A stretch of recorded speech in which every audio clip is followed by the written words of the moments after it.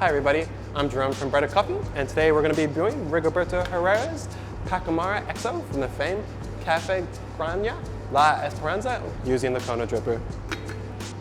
We really like this Pacamara through the Kōno dripper because it's going to bring out those bright tropical fruit notes, spiced rum, and cacao nibs. Our grind size and water temperature for this recipe allows us to attain the high level of sweetness and great texture out of this coffee. What you will need is your Kōno dripper. You can use a V60 as well. We just choose to use the Kōno dripper as it allows for a faster flow rate, but you can get great results from either. You're going to need a decanter, a scale with a timer or additional timer, your mug, of course, to drink your delicious coffee out of, your coffee, and a goose nut kettle set to 89 degrees. Yes, this is a little bit colder than you normally would do for the Pacamara, but with the Pacamara being quite soluble, we use this temperature to bring out the high quality of acidity and sweetness out of our coffee. First things first, let's wet our filter paper. Perforated filter paper cones need to be folded along the edge of the perforation in order to fit properly into your Kōno. To wet our filter paper, we initially do it with cold water to allow it to stick better for the dripper. Then we'll give it a quick rinse with the hot water, starting from the edges and working our way straight into the center.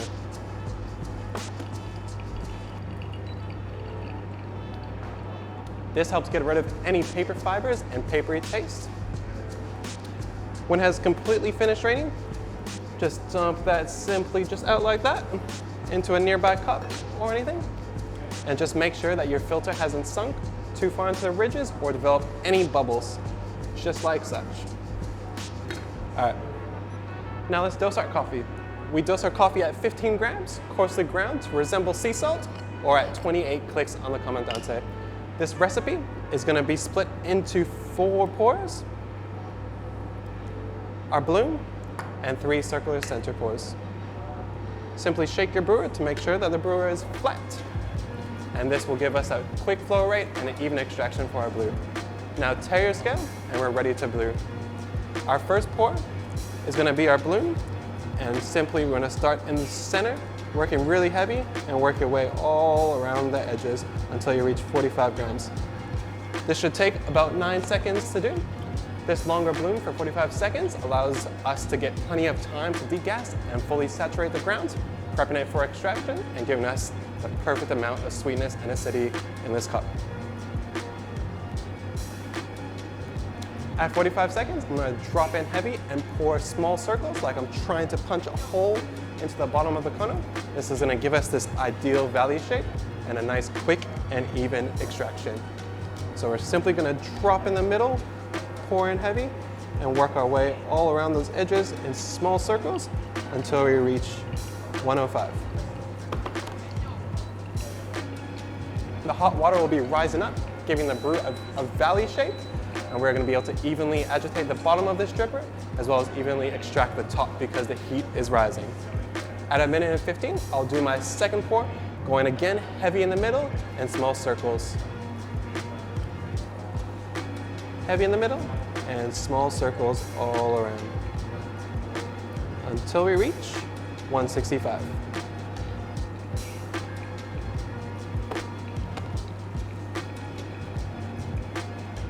And then finally, we'll do our last pour, which will be at 145, pouring exactly the same, heavy in the middle and small circles until we reach 225.